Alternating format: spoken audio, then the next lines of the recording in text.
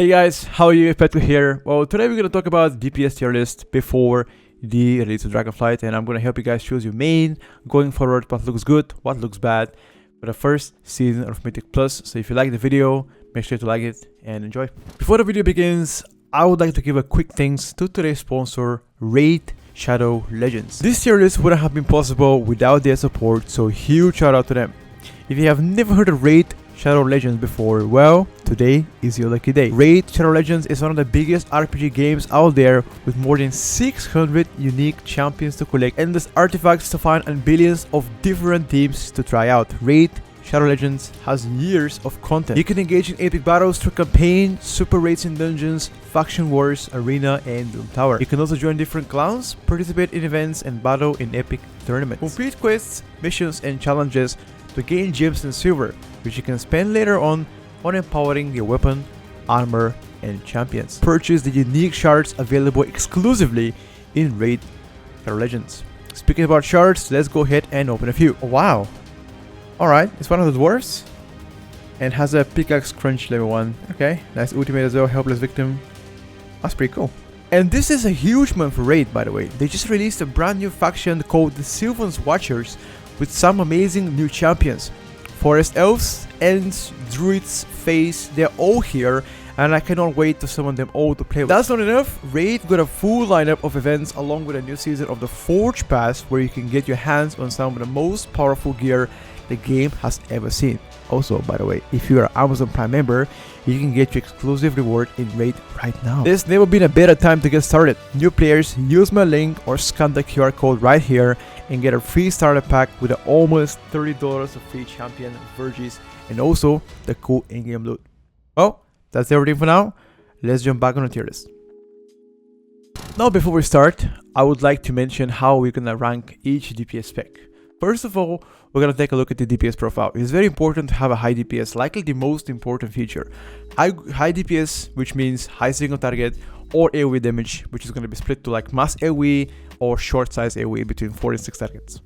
Followed by their utility, their survivability, their mobility if they have immunity, and what is their self-sustain.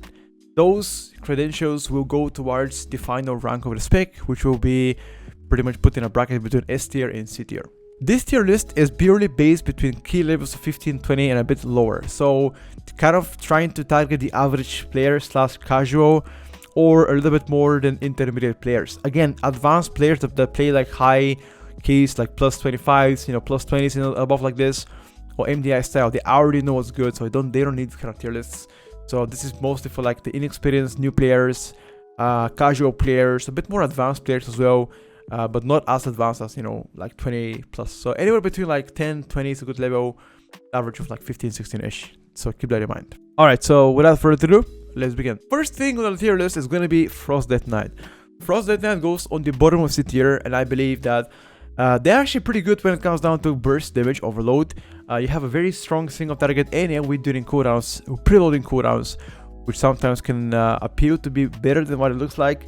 But genuinely, you are pretty weak compared to other classes without cooldowns, which is going to be your biggest weakness.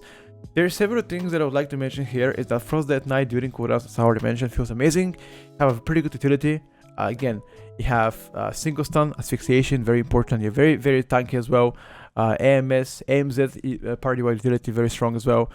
You can self-heal yourself if you want to spam Death Strike, but genuinely, you don't really bring the damage to be placed anywhere higher. I think if it's a slight adjustments on the DPS profile, especially like during off cooldowns, you're gonna feel amazing. Like maybe either buff the Obliterate build or buff the Frostworm build. You know, the quote-unquote Beret build, you can buff it even more, so they can do more damage. I think that's the only salvation for the spec right now. Alright, well, next in line is gonna be Survival Hunter. I think Survival Hunter currently just lacks overall output. I think single target is like at most mediocre, nowhere near the specs above them.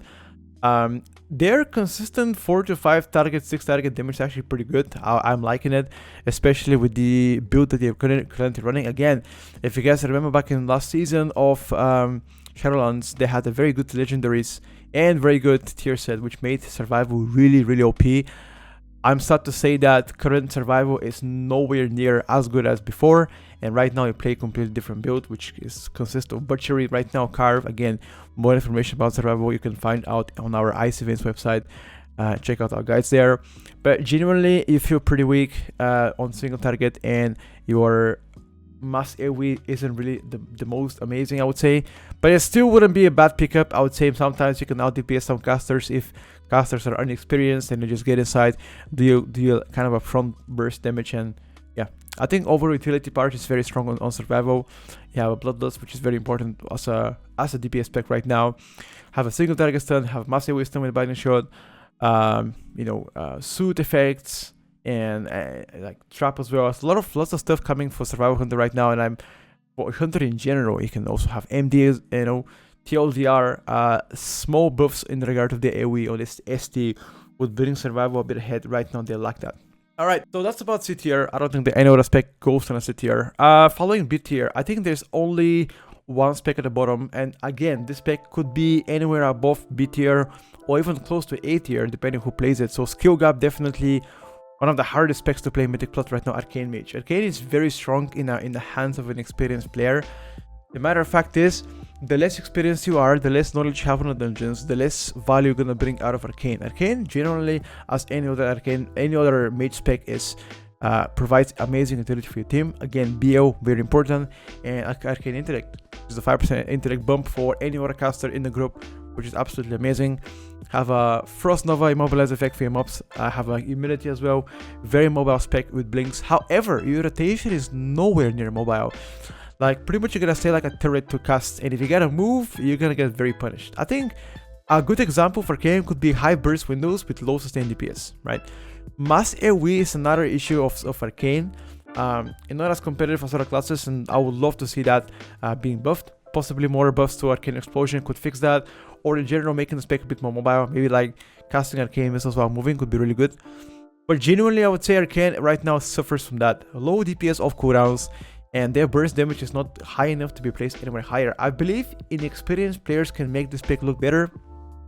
Overall, I'm not amazed, but judging by the average player. Next in line, Affliction Lock. Locks in general have always been known to have actually pretty decent utility. The problem with Affliction Lock right now is one. That is the inability to go either to do both good SD and good AoE. You can choose between having very good single target or very good AoE. You cannot have both. That is the biggest issue right now. You are limited by your talents. I believe if you target for AoE, your AoE is going to be absolutely amazing, and it can be competitive up to the specs to like B tier or even lower A tier. Could be the case in some mass AoE dungeons, especially if you play the seed build, very powerful. However, your single target is going to be suffering tremendously, likely one of the lowest right now, Mythic Plus. And if you target, if you spec full ST, then your AoE kind of drops a lot, and that's something that you don't either want to have, So that's why it's kind of a tough decision. But I think buffing their single target, maybe like Drain Soul a bit more, or Shadow Bolt, or further unstable Affliction could be the case. I also tried to play hybrid builds, like a little bit ST, a little bit AoE. It still doesn't feel competitive in my opinion. But in the AoE pools, like massive dungeons, like the Knockwood Offensive or Avatar Academy, whatever it's called, the dungeon, Avatar Academy, the Academy dungeon, it could be pretty good because there's lots of massive pools there, and you can excel with spam seeds or Valtaint as well, playing Agony. So yeah, generally pretty strong. But I think buffing their ST would solve a lot of issues. Again, mobility a lot better than before, utility a lot better than before, and right now you're also a lot tankier than before, so very strong overall. Destruction Lock is next in line. I feel like Destruction Lock right now lacks only one thing, and that is pure output in AoE. I think your single target is amazing. Your funnel / proud damage also very good. One of the few specs that can do funnel / proud damage while doing AoE. So I'm happy about that one. I think further buffs on their AoE is gonna change their placement 100%. But I'm happy about Destro, a lot better than before. It used to be like really bad spec. They buffed a few times, now it's a lot better. So yeah, again, general lock utility pretty strong, so also your defensive and mobility. Munkin is next in line, chat. Munkin generally suffered a lot of nerfs in the upcoming beta builds. If you guys remember, back in the days, like five weeks ago, Boomy was like one of the top specs. but then they go to see four nerfs in a row. Again, you feel a lot better when it comes down to AoE, doing AoE. If you guys remember, Starfall used to be only one charge during Shadowlands. Now it's pretty much like you can stack Starfall several times, which is pretty strong. So you're very mobile range with high DPS burst during Incarn, and also the ability to have high utility. High utility, good defenses, and also the ability to help your team survive off heals, for example, very important.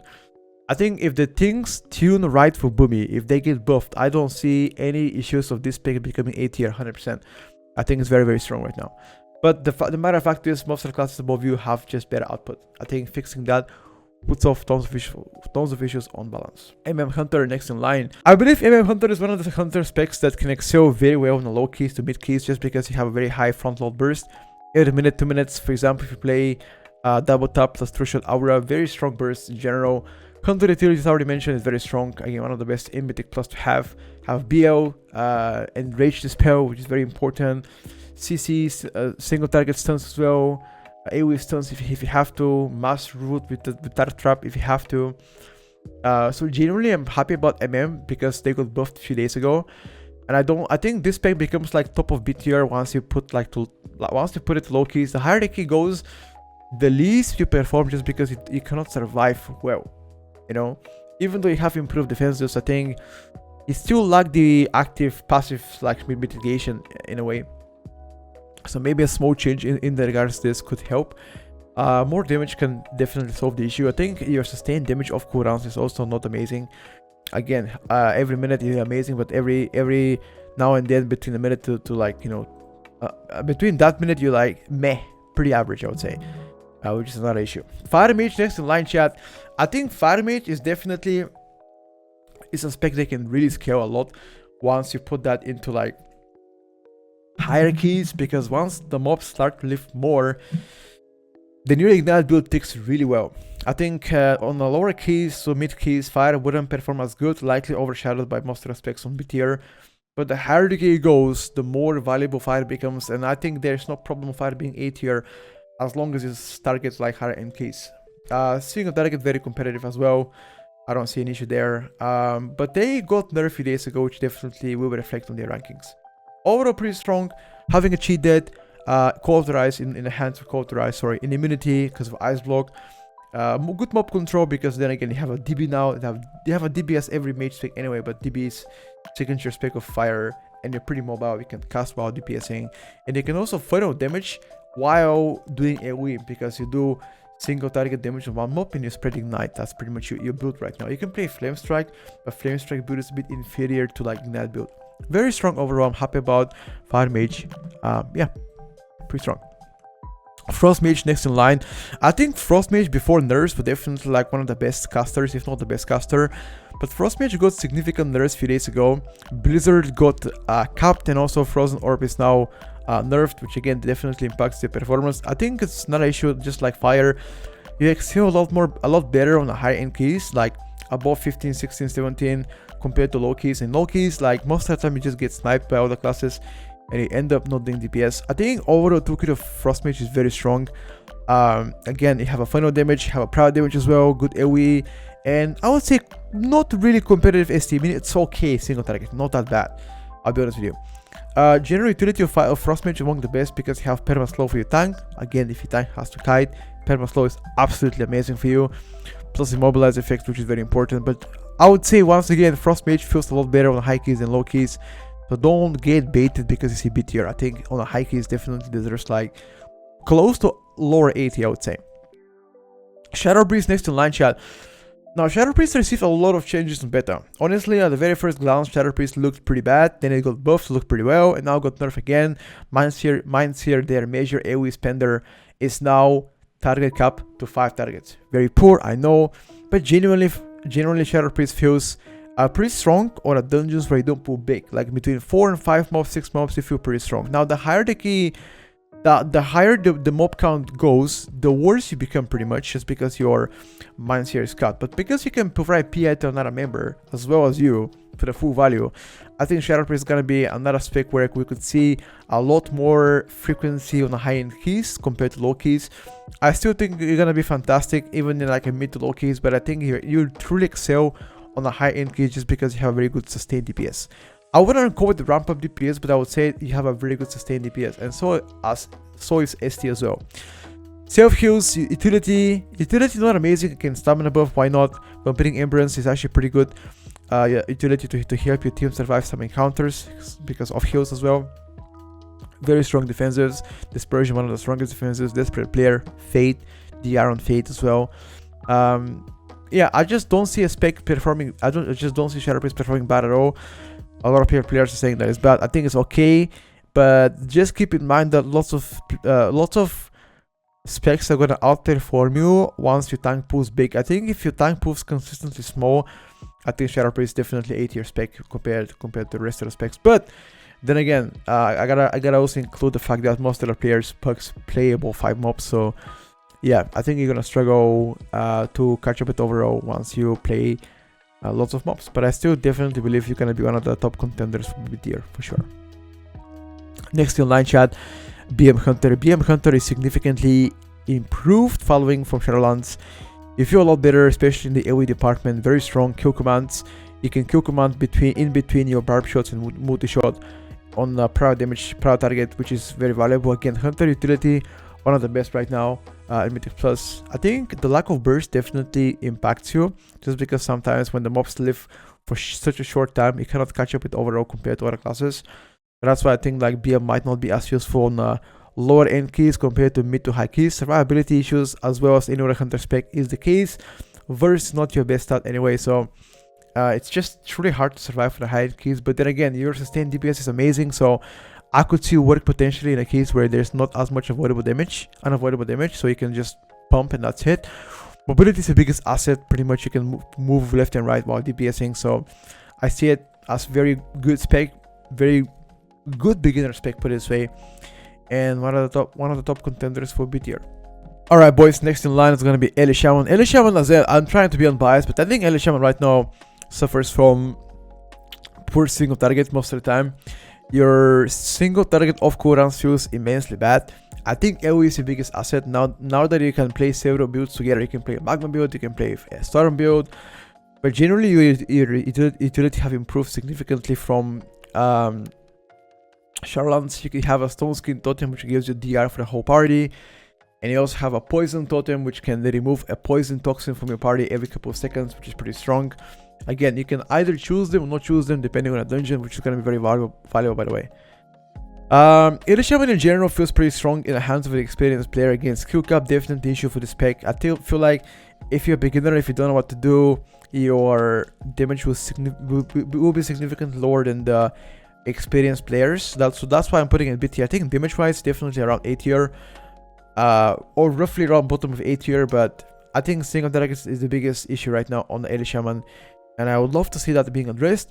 Possibly buff your spenders a bit more, maybe like Earthquake buff more, or Earth Shock, Ele Blast, why not? Mobility wise, pretty strong. You got a Gust of Wind now, new talent. Well, I'm calling it new, but it's not really new, that you can spend if you want to disengage forward. Definitely saves you tons of trouble. And last on the DPS tier list for B tier, it's gonna be Assassination Rogue. I think for the past couple of weeks, Assa Rogue has been buffed several times, and I can see the performance rising slowly. I think they're one of the few specs in a game that can pretty much do damage while being outside of melee, just because most of your damage comes from bleed effects, like for example Garrots, right? I think overall toolkit of Rogue, I mean, is there any point of mentioning it? Very strong outside of like, I mean, yeah, just pretty much strong. Like you have poisons first of all, you have tricks, you have very strong defenses because evasion, cheat dead, you know, Cloak of Shadows, immunity to magical effects as well, and whatnot. You know, you can have a Shroud as well, good mob control, good mobility, good utility, generally pretty strong out there. Even Assa Rogue can have extra crowd control because you can talent Iron Wire, which is a talent that pretty much gives you an extra silence from your Garrots, plus mobs do 50% less damage. You can also have poisons that can decrease your targeted player's performance. You can, for example, have numbing poison or crippling poison, you know, whatever you decide to have. All of the rogue specs are going to be valuable, and I think Assa Rogue is going to be on the verge of being like top 8, like A tier or top of B tier, I'd say, for now. The only salvation for this pick is pretty much damage buffs right now, and that's it. Next in line, we are starting with the A tier. I think A tier is definitely specs that I consider solid picks. I think none of those will be bad pickup to main or out, and I think they're going to be very solid depending on the dungeon and the niche of the dungeon and your group as well. First in line, Enhanced Shaman. Enhanced Shaman actually feels pretty good. Even though they got nerfed a few days ago, I think the overall value of Enhanced is definitely there. I could see the spec becoming even better than what they are right now once the patch goes further down the line. But for now, in the very beginning, I feel like the bottom of A tier is your right placement. Damage wise, you can definitely take save a bit more. You can go like a bit to the middle of A tier, but generally your overall placement is around A tier. Defensives, again, I want to mention this, much better than before, but still lacking the kind of the passive mitigation compared to other specs. So I would like to contribute a bit more towards your defenses a bit, or maybe give them a bit more AoE. That can solve some issues as well. Single target, very strong, but can be strong, obviously. I mean, obviously, any spec can benefit from having like high DPS, but specifically Enhance can benefit more from ST and a bit of AoE, I would say, if you want to be like a buff. I don't think there's any sort of incentive of you ever becoming meta unless you do like so much more damage than other specs, I would say. But for now, bottom A tier is pretty strong for you. Subbroke next in line, chat. Subbroke is definitely one of the specs that got buffed several times again. Very interesting spec. I would say like you're pretty strong when it comes down to like AoE, mass AoE especially, or funnel damage. One of the strongest funnel damage in the game right now. General rogue utility is very strong. I'm not gonna go repeat it again myself, but I feel like your single target is definitely needing some adjustments, right? To be honest with you.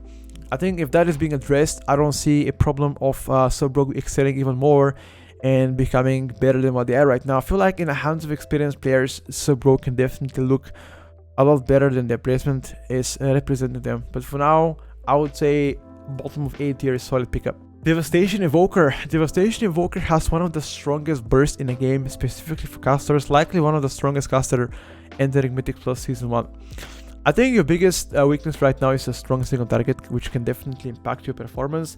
Or although your AoE is pretty good, I would say for the low keys, you're gonna feel a lot better than most of the classes just because you can front load burst. Mobility, one of the best in the game. You can move while casting with Hoover, very important. You have the ability to master targets. You have the ability to suit as well if you have to suit as well. And also having the oppressing roar, which is very good, valuable utility to have in the game. Generally, you can dispel as well, which is, again, yeah, any DPS that can dispel is amazing. But I would say Devastation Evoker, if they have been addressed a bit more in the regards of ST, I think they're going to become one of the best specs to be on A tier, possibly even a contender for meta if the buffs are significant. For now, middle of A tier sounds good to me, but we're going to reevaluate the spec later on. Fury Warriors, another spec where I believe it excels, is significantly better on the low end keys compared to high keys, just because you have a front load good burst that you can absolutely devour every single mob in front of you.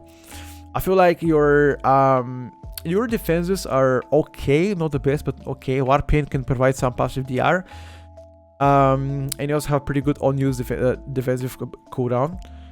Overall damage profiles lacks if you don't have cooldowns. Like for example, if you nuke one pack and next pack you come and you just don't do as much damage, that can definitely impact your overall performance. But I would say your burst definitely can compensate for the lack of output without cooldowns pretty much. So yeah, generally pretty strong utility wise. Battle shot, again, very valuable, especially in the current meta where most of the melees perform better than range. So battle shot is definitely valuable to have. However, I would like to mention that if you play in a full party with melees and you don't have a Proto Warrior, I feel like Warrior Fury can become much better pickup than A tier, possibly entering top of A tier, bottom of meta specs if you play full melee and you don't have Proto Warrior for sure. Very strong overall Fury Warrior, that is.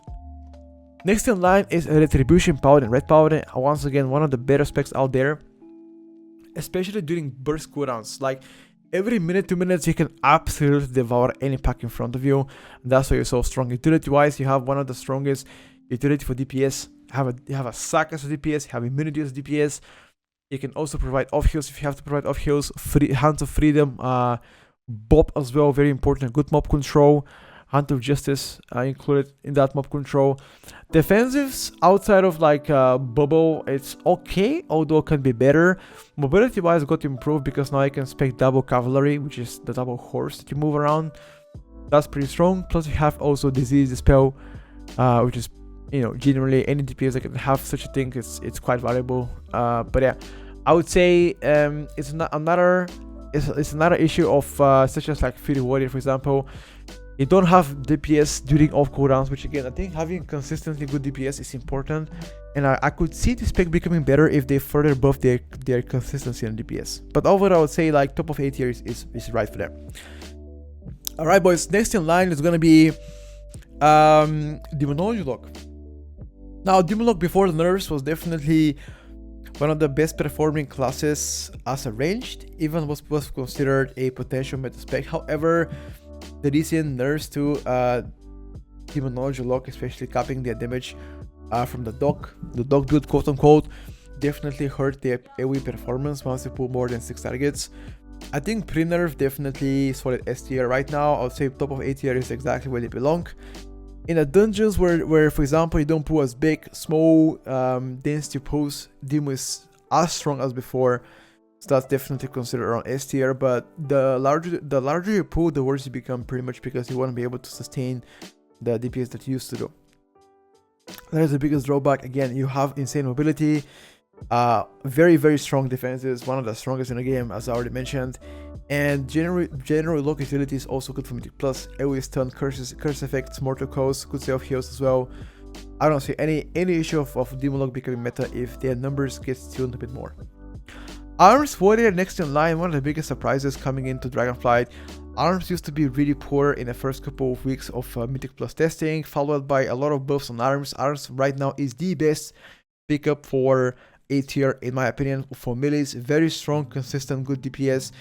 Sometimes you can have an issue between speccing AoE or ST, definitely can impact you, so you don't have the choice of having very strong AoE and very strong ST. But even if you choose the AoE, you can still have somewhat okay ST, you know.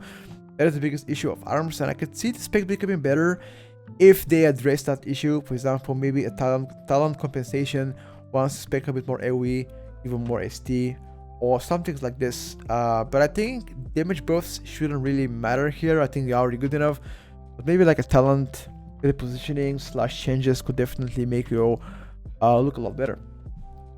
Alright chat, well that's pretty much about A tier. I don't think any other spec belongs to A tier. Now let's talk about the most interesting part, meta contenders, and those are the 5 specs in my opinion that should be considered to be a meta worthy for now. Things could change, nobody knows. Feral Druid coming, as well as Windwalker Monk, Unholy Death Knight, Outlaw Rogue, and DH. I'm gonna mention why each of them is good, but I'm not gonna rank them one by one, okay? Because I think all of them are equally good in different scenarios, depending on the dungeon. Now I'm gonna talk about Feral Druid. Feral Druid definitely has one of the strongest uncapped AoE damage out there. Definitely pretty strong. Feels like a lot stronger than coming from Shadowlands. Again, Mark of the Wild is very strong utility to have for group-wide buffs as well. General utility, one of the strongest. Again, you can enrage the spell. You have a poison dispel again. You can have Mass Root. You can have Typhoon, single target stun, off heals if you have to have off heals. You're pretty tanky as well. There isn't really anything that lacks on Feral Druid to be meta worthy right now. Your overall damage is very good. One of the strongest right now. Windwalker Monk, the same stuff. I think Windwalker Monk is one of the strongest melees available on beta right now. Damage overall is one of the strongest, just because the execute damage is very good, especially the mass touch of death effect, which again it is bugged by the way. It does work a lot better than intended, and I think if they fix the touch of death, that can definitely suffer the performance of a Windwalker and likely knock them off the S tier. But for now, because this bug is present, quote unquote, I think Windwalker is definitely one of the strongest melees out there. AoE stun, Ring of Peace, very good utility to have your tank kite. Disease spell as well, very strong. Tiger's Class works like a like a Paladin Freedom pretty much, and you have several hours to give avoidance or extra healing intake from your party. So I think overall Windwalker is a solid pickup with high defenses, very strong mobility, and high DPS front load burst, good ST as well. I don't think any issues coming from Windwalker except from them being too good. If they get nerfed, then I think it's deserved. Unholy Death Knight next on line. I feel like Unholy Death Knight is definitely the strongest DPS output classes among S tier if you pull around Unholy. Likely one of the specs that I could see becoming worthy for MDI. Very, very strong uncapped AoE damage, and I would say pretty good single target too. Unholy doesn't have the best utility, but I would say you're pretty tanky and you do insane damage, so it doesn't really matter utility. As long as you can do damage, you're fine. I think it's gonna be the best if you play with the premium group, because you can pull around your cooldowns and you can do insanely good DPS, especially if you pull big around Unholy. Yeah, I think that's pretty much about Unholy. Rogue, Outlaw Rogue has been always strong in Mythic Plus with mob control, high defenses, high utility, and good mobility. Their damage profile right now is among the best, especially if you play like a lower count dungeons, like for example 4, 5, 6, 7 targets consistently. Outlaw is absolutely insane, does so much damage, and the fact that you can survive so much, it makes the spec so valuable in Mythic Plus. I think this is gonna be definitely one of the meta contenders for this season, unless things change. Last in line, and I believe one of the best DPS currently, is HAVOC. DH have absolutely insane output, one of the highest Mythic Plus. Mobility wise, they're very strong, and with a high defensive profile and amazing utility, I don't think there's anything lacking for HAVOC DH to have. Very good balanced overall profile, good single target, good AoE, good 3, 12, 4, 5, 6, 10 targets damage profile. There isn't really anything that lacks on HAVOC, except that I feel like sometimes it's just too good, and I'm afraid we're gonna get nerfed, but we're gonna see yet. That's something that only Blizzard can decide. I feel like the whole combination of HAVOC with like Outlaw Rogue combo is very strong. Again, if all meta surrounds around melee, then that's gonna be a question mark, because I think triple melee is definitely important thing to note. That it's unlikely to have a triple melee, but who knows, maybe that's gonna be the case.